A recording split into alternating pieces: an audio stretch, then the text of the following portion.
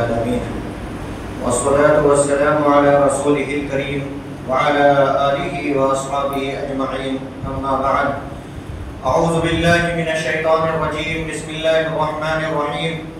وإذ ابتلى إبراهيم ربه بكلمات فأتمهن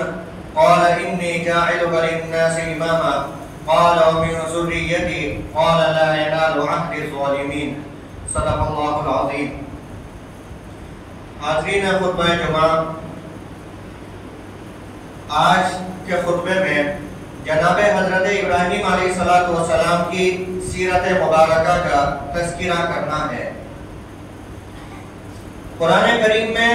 جن پیغمبروں کے بہت زیادہ تذکرے کیے گئے ہیں ان میں سر فہرست حضرت موسیٰ علیہ السلام ہیں، اور حضرت موسیٰ علیہ السلام کے بعد سب سے زیادہ جو تذکرہ کیا گیا وہ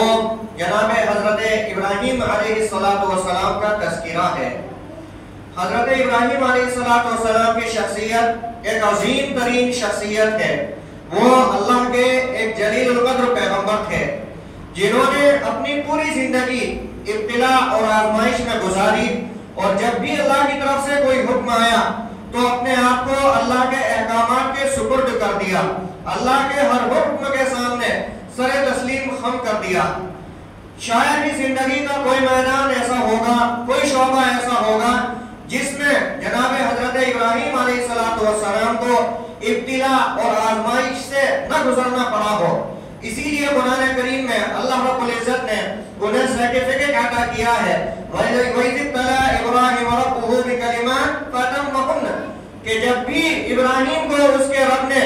کچھ کلمات کے ذریعے سے آزمایا، جب بھی کوئی حکم آیا، جب بھی کوئی ابتلاء میں ڈالا گیا، جب بھی کسی آزمائش سے گزرنا پڑا،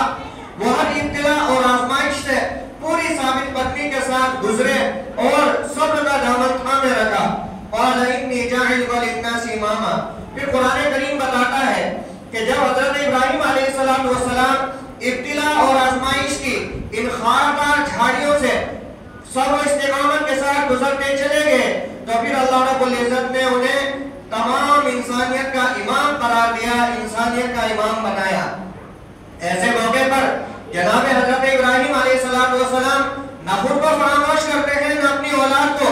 جب خوشخبری دی جا رہی ہے انی جاعلک للناس اماما، کہ ابراہیم جتنی آزمائشوں سے آپ گزر چکے، اب آپ کو انسانیت کا امام قرار دیا جا رہا ہے، آپ انسانیت کے امام ہیں۔ اس وقت میں اللہ سے عرض گزار ہوتے ہیں قال ومن ذریتی، کہ پروردگار مجھے تو آپ نے شرف امامت سے نواز دیا، میری قوم کا کیا ہوگا، میری اولاد کا کیا ہوگا جو میرے بعد آنے والی ہے۔ قرآن کریم نے کہا، اللہ نے ارشاد فرمایا لا ینال عہد الظالمین، کہ اللہ نے کہا کہ ظالم لوگوں سے اللہ کا کوئی وعدہ نہیں ہے، اللہ کا ہے کسی بھی ظالم قوم تک نہیں پہنچتا ہے۔ اب اس میں ایک کنڈیشن لگا دی گئی کہ جو جناب حضرت ابراہیم علیہ السلام کی تابعداری اور فرما برداری کرنے والے لوگ ہوں گے، ابراہیم علیہ السلام کی سیرت پر عمل کرنے والے لوگ ہوں گے، وہ دنیا کی امامت کریں گے، وہ قائد ہوں گے، اور جو ابراہیم علیہ السلام کی سیرت کو چھوڑ دیں گے تو انہیں انسانیت کے منصب سے معزول کر دیا جائے گا۔ اور تاریخ انسانی نے ایسا دیکھا کہ دو قومیں امامت کے منصب پر فائز ہوئیں اور پھر انسانیت کے منصب سے، انسانیت کی امامت کے منصب سے انہیں جو ہے معزول ہونا پڑا۔ دنیا کی تین بڑی اقوام جو ہیں اپنے آپ کو جناب حضرت ابراہیم علیہ السلام سے منسوب کرتی ہیں، جن میں یہودی ہیں، عیسائی ہیں یعنی نصرانی، اور تیسرے امت مسلمہ، امت محمدیہ۔ یہودیوں نے ابراہیم علیہ السلام کی تعلیمات کو چھوڑا، نفسانی خواہشات کو اس میں داخل کیا، اپنی طرف سے اللہ کی کتاب میں احکامات جو ہے گھٹا بڑھا دیے۔ اسی طرح سے عیسائیوں نے وہی کام کیا تو قرآن کریم نے ان کے دعوے کو خارج کر دیا۔ ما کان ابراہیم یہودیہ ولا نصرانیہ وما کان من المشرکین، کہ جو منہ بھر بھر کر دعوے کرتے ہو کہ ہم ابراہیم کے تابع دار ہیں، حضرت ابراہیم علیہ السلام کی اولاد ہیں، اس کا کوئی بینیفٹ جو ہے آپ کو ملنے والا نہیں ہے، اس لیے کہ نہ ابراہیم علیہ السلام یہودی تھے، نہ نصرانی تھے، نہ وہ کسی قسم کا شرک کرنے والے تھے، وہ تو توحید خالص پر عمل کرنے والے تھے۔ انہوں نے ایک کعبے کی تعمیر کی تھی اللہ رب العزت کی، صرف ایک اللہ کی عبادت کے لیے، اور اسی مشن کے تحت انہوں نے اپنی پوری زندگی کو گزارا تھا، شرک بیزاری کے ساتھ، توحید کے ساتھ، اور قرآن کریم نے ان کی اس روش کو بیان کیا ہے، انی وجہت وجہی للذی فطر السماوات والارض حنیفا وما انا من المشرکین۔ ابراہیم علیہ السلام نے اعلان کیا کہ میں نے تو یکسو ہو کر اپنا رخ صرف اللہ رب العالمین کی طرف کر لیا ہے جو تمام جہانوں کا رب ہے، اور مجھے شرک نہیں کرنا ہے۔ جب انہوں نے اپنی قوم کو دیکھا کہ جس قوم میں وہ پیدا ہوئے تھے عراق کے اندر، وہ ایک مشرک قوم، ایک ستارہ پرست قوم، بڑے بڑے بت بناتے تھے، ان کی عبادت کرتے تھے، اللہ نے ایک آزمائش یہ بھی لی کہ اس خاندان اور اس گھرانے میں پیدا کیا کہ آپ کا والد آزر ایک بڑا بت ساز اور بتوں کا بڑا بزنس مین تھا، جس کا ایک بڑا اپنا کارخانہ تھا بتوں کو تیار کرنے کا، ایک بڑی تجارت تھی، اور اس کے ساتھ ساتھ یہ کہ نمرود کا جو ہے مشیر خاص تھا، تو کئی مرتبہ جو ہے دنیاوی اعتبار سے حاصل تھے، حکومت میں حصہ داری تھی، حکومت تک رسائی تھی، اور اسی طرح سے بزنس پر بھی جو ہے قابض تھے۔ ایسے وقت میں حضرت ابراہیم علیہ السلام اس گھر میں پیدا ہوتے ہیں جو بتوں کی عبادت کرنے والا ہی نہیں بلکہ بتوں کی تجارت کرنے والا تھا۔ جب سن شعور جو ہے بیدار ہونا شروع ہوتا ہے تو حضرت ابراہیم علیہ السلام لوگوں کو اتمام حجت کے طور پر ان کے ذہنوں میں ایک سوال ڈالنے کے لیے لوگوں کے سامنے کہتے ہیں، فَلَمَّا جَنَّ عَلَيْهِ اللَّيْلُ رَأَىٰ كَوْكَبًا قَالَ هَٰذَا رَبِّي قَالَ لَا أُحِبُّ الْآفِلِينَ۔ کہ جب رات کی تاریکی چھائی اور رات کی تاریکی میں ستارے نمودار ہوئے تو ایک خاص ستارے کو دیکھ کر حضرت ابراہیم علیہ السلام نے کہا کہ میں اسے اپنا رب مان لیتا ہوں۔ سپوز کیا، مانا نہیں تھا، قوم کو دعوت دینے کے لیے فرض کیا کہ چلیے آپ کہتے ہیں کہ ستاروں کی عبادت کرنی چاہیے، میں اس ستارہ کو تھوڑی دیر کے لیے سمجھتا ہوں کہ یہ معبود ہے، لیکن جب ستارہ ڈھلنے لگا، سورج صبح ہوتے ہوتے غروب ہونے لگا، ابراہیم علیہ السلام نے دعوت جو ہے لوہا گرم دے کر دعوت کی چوٹ لگائی اور کہا لا احب الافلین، کہ ان ستاروں کی عبادت کرتے ہو جو چند گھنٹوں کے لیے چمکتے ہیں اور صبح ہوتے ہوتے جو ہے وہ غروب ہو جاتے ہیں، میں ڈوب جانے والوں کی عبادت نہیں کرتا۔ وہ قوم سورج کی بھی عبادت کرتی تھی، چاند کی عبادت کرتی تھی، اتمام حجت کے طور پر پھر کہا کہ چلو چاند کو معبود مان کر دیکھتے ہیں یہ کیا کرتا ہے، لیکن چاند کا بھی وہی حال ہوا کہ سورج کی جب تابانی اور درخشانی شروع ہوئی تو چاند ڈوب گیا۔ پھر کہا کہ نہیں، مجھے ایسے عبادت کسی کی نہیں کرنی جو ڈوب جاتا ہو، جو چھپ جاتا ہو۔ فلما رأى الشمس بازغة هذا ربي هذا اکبر، پھر ایک بار سورج پر مفروضہ قرار دیا کہ چلو سورج کو مان کر دیکھتے ہیں کہ یہ کیا کرتا ہے۔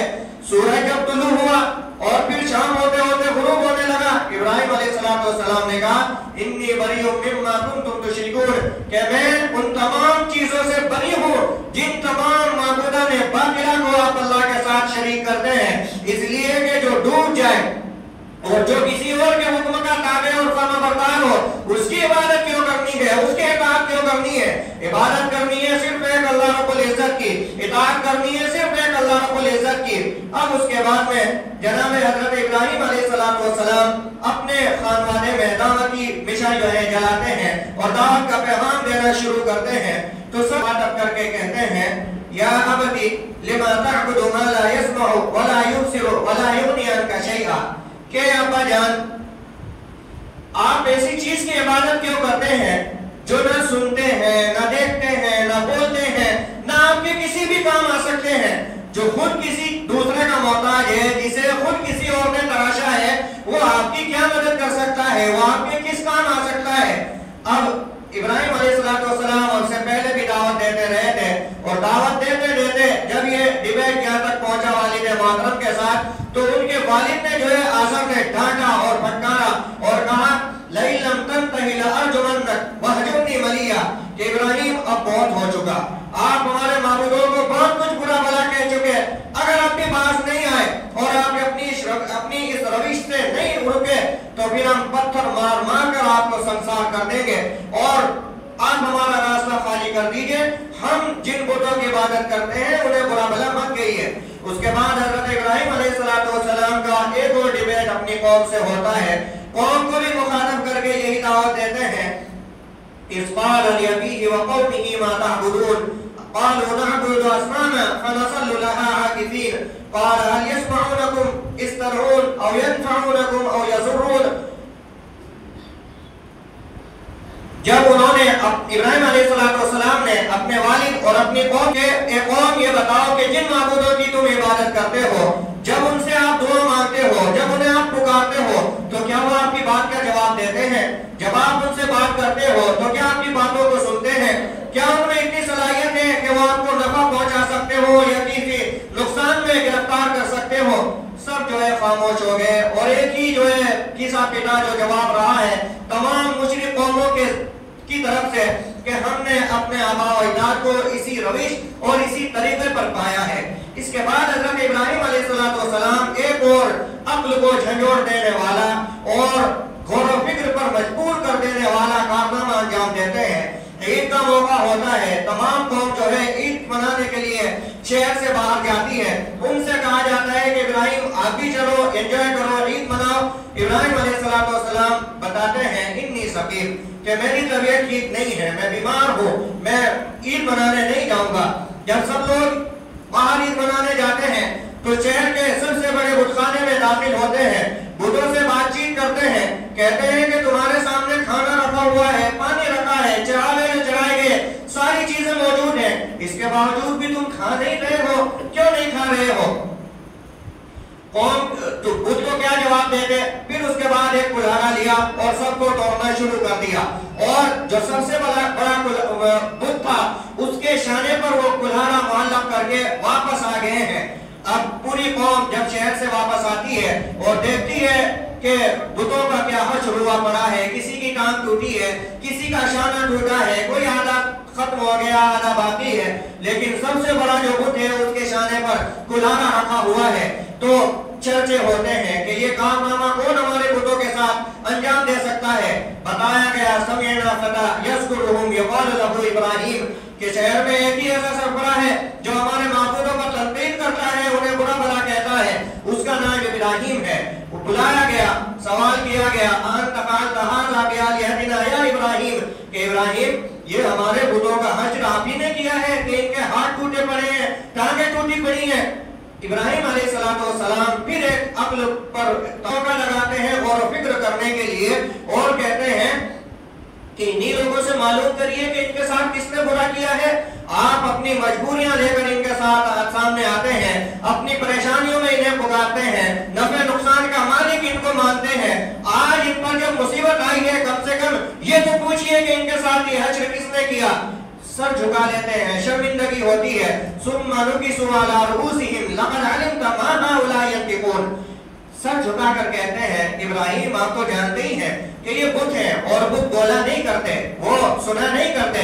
ابراہیم علیہ السلام کہتے ہیں یہی تو میں ایک عرصے سے بات کہتا آ رہا ہوں کہ جن کو آپ اللہ کے سوا پکار رہے ہو ان میں سننے کی صلاحیت نہیں ہے، ان میں بولنے کی صلاحیت نہیں ہے، وہ آپ کی مدد نہیں کر سکتے. پھر جو خود اپنی حفاظت نہ کر سکتا ہو، اپنے آپ کو بھی سیفٹی فراہم نہ کر سکتا ہو، وہ کسی دوسرے کو کیسے سیفٹی فراہم کرے گا، کسی دوسرے کی مدد کیسے کرے گا؟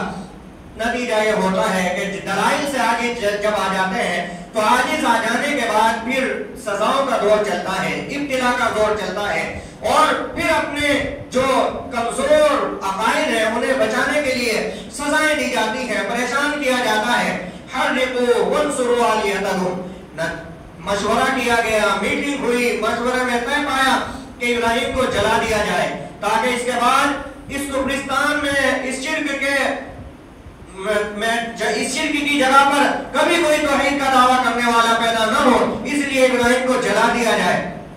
اب ابراہیم علیہ السلام کو آگ میں ڈالنے کی تیاریاں، اور آگ ایسی بھڑکتی ہوئی کہ جس کے شعلے فضاؤں سے بات کر رہے ہیں، خلاؤں میں جو ہے شعلے ابل رہے ہیں، ایسی آگ میں ابراہیم علیہ السلام کو ڈالا جاتا ہے. ڈالے جانے سے پہلے بھی وارننگ دی جاتی ہے کہ اب بھی آپ توبہ کر لیں، اب بھی بچ جائیں گے. لیکن ابراہیم علیہ السلام توحید پرست ہے، وہ کسی کمپرومائز پر تیار نہیں ہوتے. پھر اس کے بعد جب آگ میں ڈال دیا جاتا ہے اور وہ مطمئن ہوتے ہیں، سمجھتے ہیں کہ اب ابراہیم جو ہے آگ کا لقمہ بن چکے. آگ میں ڈالے جانے سے پہلے اللہ کا حکم آتا ہے قُلْنَا يَا نَارُ كُونِي بَرْدًا وَسَلَامًا عَلَىٰ إِبْرَاهِيمَ. ہم نے کہا کہ آگ ابراہیم علیہ السلام کے لیے ٹھنڈی ہو جا اور امن و سلامتی بن جا. इब्राहिम अलैहिस्सलाम से पूछा गया आग से निकलने के बाद, क्या आग में जितने वक्त आप रहे हैं कैसा फील किया, क्या महसूस हुआ? इब्राहिम अलैहिस्सलाम जवाब देते हैं कि खुदा की कसम, आग के शोलों के दरमियान मैंने जो राहत और सुकून की जिंदगी गुजारी है, ऐसी जिंदगी मैंने अपने बचपन से आज तक नहीं गुजारी है। इतनी राहत, इतना आराम, जो शोला जवाला बनी हुई थी आग, वही आग हजरत इब्राहिम अलैहिस्सलाम के लिए ठंडी पड़ जाती है। अजीज़ान मोहतरम, ये हजरत इब्राहिम अलैहिस्सलाम की सीरत और उनका किरदार है कि वो एक शिर्क मुशरिक कौम में पैदा होते हैं। बाप मुशरिक है और उसी के साथ साथ बुतों का बड़ा कारोबार करता है। इब्राहिम अलैहिस्सलाम दुनिया के हर नफे से बालातर होकर पूरी कौम को, अपने वालिद को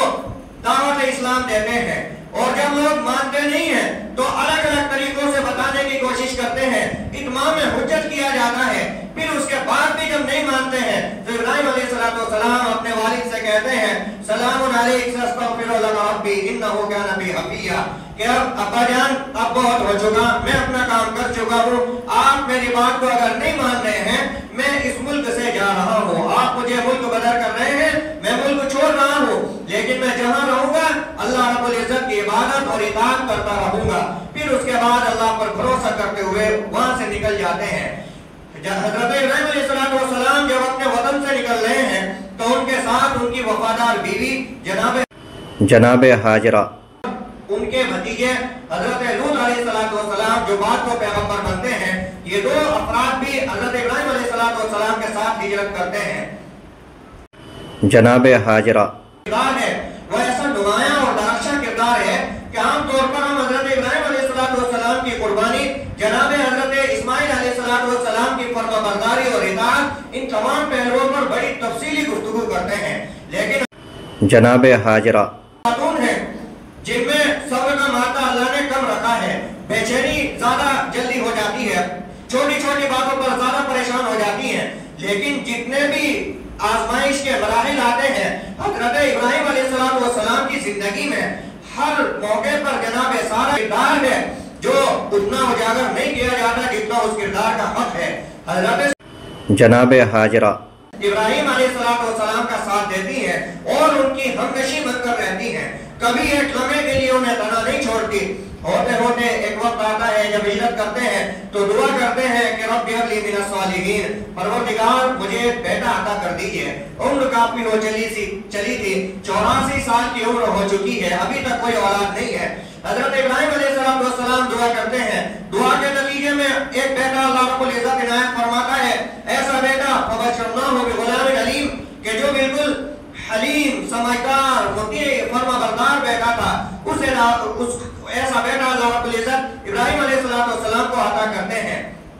थोड़ा वक्त गुजरता है, अल्लाह का हुक्म होता है कि आप अपनी बीवी और इस बच्चे को, जो इकलौता बच्चा है, जो काफी दुआओं के बाद जो है अल्लाह ने अता किया है, इस बच्चे को और इस बीवी को, जो जानिसार बीवी है, जिससे हर शौहर जो है अपनी बीवी से मोहब्बत करता है, मोहब्बत करने वाली बीवी और चहीते बेटे दोनों को बेआब गया जंगल में छोड़कर आ जाए मक्के के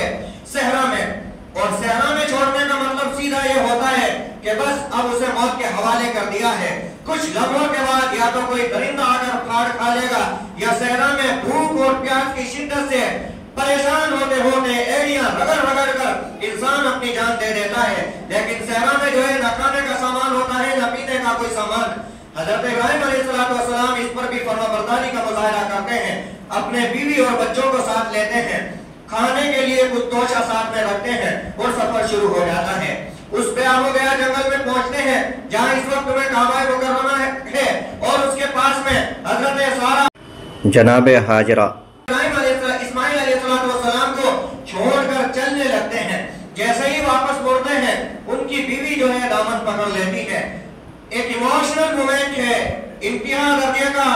परेशान कुन लम्हा कि एक शौहर अल्लाह की रजा और उसके हुक्म को पूरा करने के लिए अपनी फरमाबरदार बीवी और अपने चहीते बेटे को अल्लाह के हुक्म के ताबे होकर बेआब हो गया जंगल में लकोदक सहरा में छोड़कर जा रहा है। बीवी सवाल करती है कि आप हमें किसके सहारे छोड़कर जा रहे हैं, क्यों हमें जंगल में छोड़ रहे हैं। इब्राहिम अलैहिस्सलाम गर्दन झुका लेते हैं, कोई जवाब नहीं देते। 2 मरतबा सवाल होता है, तीसरी मरतबा सवाल होता है, कोई जवाब नहीं आता। اس کے بعد کیونکہ ایک پیغمبر کی بیوی تھی، قربانیاں دیتے ہوئے ایک عرصہ ہو گیا تھا، مزاج سمجھتی تھی، کہا کہ کیا یہ اللہ کا حکم ہے؟ ابراہیم علیہ السلام جواب دیتے ہیں ہاں یہ اللہ کا حکم ہے کہ میں آپ کو اور اپنے بچے کو اس صحرا میں چھوڑ کر چلا جاؤں۔ اس کے بعد وہ فرما بردار بیوی جو کہتی ہے ہر امت مسلمہ کے ہر فرد کو، امت مسلمہ کی ہر بیٹی اور ہر خاتون کو وہ میسج پہنچنا چاہیے، اس لمحے کو محسوس کرنا چاہیے اور اس سے سبق لینا چاہیے۔ ایسے میدان میں بیٹھی ہیں جہاں ابراہیم علیہ السلام چھوڑ کر جائیں گے تو کوئی گارنٹی نہیں ہے کہ چند منٹوں کے اندر کوئی درندہ آ جائے اور ان کے بچے کو کھا جائے، کوئی گارنٹی نہیں ہے کہ بھوک اور پیاس کی شدت سے تڑپ تڑپ کر وہ مر جائیں گی، وہاں پر کوئی مدد کے آثار ظاہری اعتبار سے نظر نہیں آتے۔ ایسے پریشان کل لمحات میں حضرت سارہ جناب حاجرہ کہ اگر اللہ کا حکم ہے تو پھر ہمیں پریشان ہونے کی کیا ضرورت ہے، اگر یہی اللہ کی مرضی ہے تو پھر ہمیں آپ سے کوئی شکایت نہیں ہے، آپ جائیے، اللہ ہمارا حامی اور مددگار ہوگا۔ یہ ہوتی ہے قربانی کہ جب اللہ کے لیے کوئی آدمی قربانی دینے کے لیے تیار ہوتا ہے، کوئی قوم تیار ہوتی ہے قربانی دینے کے لیے، تو اللہ رب العزت اس قوم کو یتیم اور یسیر بنا کر نہیں چھوڑ دیتا، اسے رب العزت اس کی مدد کرتا ہے، نصرت کرتا ہے، اسے ذلت کے مراحل سے نکالتا ہے، عزت اور سربلندی عطا کرتا ہے۔ چنانچہ حضرت ابراہیم علیہ السلام واپس پلٹتے ہیں، اب وہ مرحلہ شروع ہوتا ہے کہ جو چند بچا کچا توشہ تھا وہ بھی ختم ہو چکا، پیاس سے ابراہیم علیہ السلام اسماعیل علیہ السلام ایڑیاں رگڑ رہے ہیں، پانی نہیں ہے، حضرت جناب حاجرہ السلام کے علاوہ کوئی بھی نہیں ہے، ایک چھوٹا سا بچہ ہے جو ایک جگہ پر نیچے پڑا ہوا ہے، ایک ماں ہے جو پانی کی تلاش میں پہاڑوں کی چوٹیوں پر جو ہے نظریں دوڑا رہی ہیں کہ کہیں پانی مل جائے، لیکن پھر دل میں گھبراہٹ ہوتی ہے کہ پانی تو تلاش کر رہی ہوں، ایسا نہ ہو کہ اس پریشان کن مرحلے میں جنگل کا کوئی درندہ آئے اور میرے بچے کو اٹھا کر لے جائے، اس لیے واپس دوڑ کر آتی ہے، چیک کرتی ہے کہ چلو بچہ محفوظ ہے، پھر دوسری پہاڑی پر جو ہے دوڑ لگائی جاتی ہے، پھر پانی کے آثار تلاش کیے جاتے ہیں، اور پھر اللہ کا حکم یہ ہوتا ہے کہ جہاں پیاس کی شدت سے جناب حضرت اسماعیل علیہ السلام ایڑیاں رگڑ رہے ہیں، اسی جگہ پر اللہ رب العزت جو ہے زمزم کو نکال دیتا ہے، زمزم کا چشمہ جاری ہوتا ہے۔ اب پہاڑی سے نیچے اترتے ہوئے اپنے بچے کو چیک کرنے کے لیے جب حضرت جناب حاجرہ تو کیا منظر ہے کہ پانی کا چشمہ ابل رہا ہے اور اسماعیل علیہ السلام کی ایڑیوں کے سامنے، ایڑیوں کے برابر میں پانی کا چشمہ جاری ہے، اللہ کا شکر ادا کرتی ہے، پانی کو روکنے کی کوشش کرتی ہے کہ کہیں دور تک نہ پھیل جائے اور پھر جلدی سے ختم نہ ہو جائے۔ اب اسی بے آب و گیا لب و رگ صحرا میں ایک قافلہ چلتا ہوا آتا ہے، پانی کے آثار دیکھتا ہے تو رک جاتا ہے کہ عجیب بات ہے کہ اس لب و رگ صحرا میں یہ پانی کہاں سے نکل آیا، وہ قبیلہ جرہم کے افراد ہوتے ہیں، پھر دھیرے دھیرے کرتے کرتے وہ لوگ وہاں پر بستے ہیں اور پھر وہ مکہ مکرمہ کی شکل میں ایک بڑی آبادی جو ہے نکل کر بیدار ہوتی، نمودار ہوتی ہے۔ اس مرحلے سے گزرتے ہیں، 13 سال کی عمر کو پہنچے تو اسماعیل علیہ السلام کی قربانی کا حکم آ جاتا ہے، جسے انشاءاللہ آئندہ خطبے میں ہم لوگ جو ہے ڈسکس کریں گے۔ یہ پوری جو زندگی ہے جناب حضرت ابراہیم علیہ السلام کی، ہر موقع پر حضرت ابراہیم علیہ السلام ثابت قدم اترے اور بڑے بڑے امتحانات سے گزرنا پڑا ہے۔ اندازہ لگائیں ایک چھوٹا سا بچہ ہے جسے ابھی صحیح طرح سے شعور بھی بیدار نہیں ہوا، وہ توحید کی دعوت دیتا ہے ایسے مرکز میں جو پورا افغانستان ہے، جہاں پر شرک کا ماحول ہے، اس کا خود کا والد جو ہے بت ساز اور بتوں کا بڑا بزنس مین ہے۔ دنیاوی اعتبار سے اگر فائدہ دیکھا جائے تو جس وقت میں حضرت ابراہیم علیہ السلام توحید کی دعوت دے رہے تھے، دنیا کے اعتبار سے اپنا بڑا نقصان کر رہے تھے، اس لیے کہ ایک تو ڈائریکٹ حکومت سے ٹکر لے رہے تھے، دوسری طرف اپنے والد سے ٹکر لے رہے تھے کہ جس وراثت کو انہیں سنبھالنا تھا، جو مال ان کے حصے میں آنے والا تھا، اس مال کو خاطر میں نہیں لاتے، دنیاوی مفاد کو سامنے نہیں رکھتے، ہر چیز کو جو ہے سامنے سائڈ میں لگا دیتے ہیں اور اس کے بعد کہتے ہیں کہ مجھے دنیاوی مادیت کی یہ چیزیں نہیں چاہیے، مجھے صرف اللہ رب العزت کا فرما بردار بن کر رہنا ہے۔ اور جب ابراہیم علیہ السلام نے فرما برداری کا یہ مظاہرہ کیا تو اللہ رب العزت کی طرف سے حکم آیا، اسلم قال اسلمت لرب العالمین۔ جب بھی اللہ نے کسی چیز کا حکم دیا، ابراہیم علیہ السلام نے سر تسلیم خم کر لیا ہے اللہ رب العزت کے حکم کے سامنے۔ اسی کے ساتھ ساتھ ابراہیم علیہ السلام کی یہ سیرت ہمیں یہ بھی پیغام دیتی ہے کہ جہاں ہم دیندار ہیں، جتنا ہم دین کا کام کر رہے ہیں، جتنا ہم کسی اسلامی تنظیم سے جڑ کر ہیں، کیا اسی اسپرٹ، اسی روح کے ساتھ ہمارے گھر کے افراد بھی اس تنظیم سے اللہ کے کلمے کو بلند کرنے کے اس مشن سے جڑے ہوئے ہیں؟ عام طور پر دیکھنے میں یہ آتا ہے کہ ہم جتنی بیدار مقصد کے ساتھ جتنی جدوجہد اپنی لگاتے ہیں اسلام کی تبلیغ و اشاعت کے لیے، عام طور سے ہمارے گھر کے تمام افراد اس مشن میں ہمارا ساتھ نہیں دے رہے ہوتے، ہماری بیویاں ہمارا ساتھ اس درجے میں نہیں دے رہی ہوتی جس درجے میں دینا چاہیے، ہمارے بچے اس ذہن کے ساتھ اس مشن سے وابستہ نہیں ہوتے جس مشن سے انہیں وابستہ ہونا چاہیے۔ ابراہیم علیہ السلام کی سیرت ہمیں ایک یہ بھی کردار دیتی ہے کہ اپنی اولاد کی تربیت کس طرح سے کرنی ہے۔ ہم جو واقعات کو ذکر کرتے ہیں تو کرتے ہوئے گزرتے چلے جاتے ہیں، ہم کسی ناول کی طرح سے جو ہے واقعات کو لیتے ہیں، اس طرح سے نہیں لینا ہے۔ اندازہ لگائیے جو جناب حاجرہ میدان میں یہ جواب دیتی ہے کہ اگر اللہ کا حکم آ گیا ہے تو پھر آپ چھوڑ کر چلے جائیے، ہم آپ سے کوئی شکایت نہیں کرتے۔ کیا یہ جملہ ایک ہی لمحے میں بول دیا گیا ہوگا؟ اس کے پیچھے حضرت ابراہیم علیہ السلام کی زبردست محنت ہے، وہ اپنی بیوی پر بھی کام کر رہے تھے، اس کا ذہن بنایا تھا کہ اللہ کے لیے ہر قربانی دینے کے لیے تیار رہنا ہے، اور اس کے بعد حضرت اسماعیل علیہ السلام کو جب قربان کرنے کا ذکر آتا ہے تو بیوی جو ہے اس وقت بھی آڑے نہیں آتی ہے۔ اندازہ لگائیں وہ بچہ جو 13 سال کا بچہ ہے، دعاؤں سے مانگا گیا ہے، بڑھاپے کا عالم ہے، اس وقت میں اللہ کی طرف سے حکم آتا ہے کہ بچے کو قربان کر دو، لیکن بیوی اس کے آڑے نہیں آتی، بیوی فرمانبرداری کا مظاہرہ کرتی ہے۔ یہ فرمانبرداری کے مظاہرے جب ہوتے ہیں جب ہم اپنے گھر پر محنت کرتے ہیں، اپنی بیویوں کی تربیت کرتے ہیں، اپنے بچوں کی تربیت کرتے ہیں، بیٹے سے مشورہ لیتے ہیں کہ بیٹے مجھے حکم ہوا ہے کہ آپ کو قربان کر دیا جائے، تو بیٹا کہتا ہے انشاءاللہ جو حکم آپ کو ملا ہے اسے کر گزریے، اور انشاءاللہ آپ مجھے ستجدونی انشاءاللہ من الصابرین، آپ عنقریب مجھے انشاءاللہ صبر کرنے والوں میں سے پائیں گے۔ 13 سال کا بچہ، ایسی عمر ہوتی ہے کہ جب بچہ تھوڑا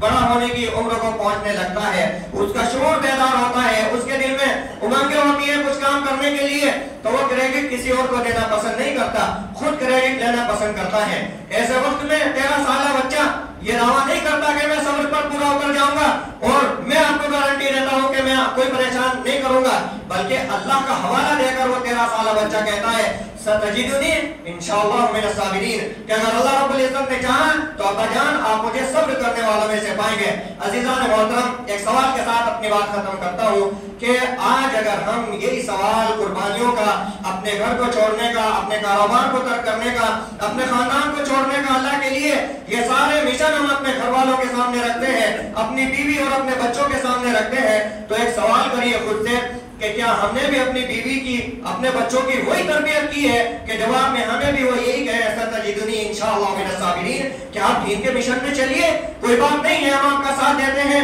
جتنی قربانیاں دینی پڑیں گی ہم دیں گے، لیکن عزیزان محترم ہم اس قربانی کے لیے تیار نہیں ہیں۔ دنیا کا ایک چھوٹا سا خطہ ہے جو اپنے زبان حال سے چیخ کر یہ کہتا ہے ستجدونی انشاءاللہ من الصابرین، وہ خطہ غزہ کا خطہ ہے جس کا ہر جوان، ہر بوڑھا، ہر مرد، ہر عورت، ہر بچہ یہی کہہ رہا ہے ستجدونی انشاءاللہ من الصابرین۔ ہمیں بھی وہی اسپرٹ پیدا کرنی ہے کہ دین کے لیے جتنے بھی بڑی قربانی کیوں نہ دینی پڑے، ہم، ہماری بیوی، ہمارے بچے، ہمارے خاندان کے افراد، ہمارا وہ ماحول جس میں ہم زندگی گزارتے ہیں، ہر ماحول امت مسلمہ کا ہر فرد یہ جملہ اپنی زبان حال سے کہہ رہا ہو ستجدونی انشاءاللہ من الصابرین۔ دعا کیجیے اللہ رب العزت ہمیں اس پر عمل پیرا ہونے کی توفیق عطا فرمائے۔ وآخر دعوانا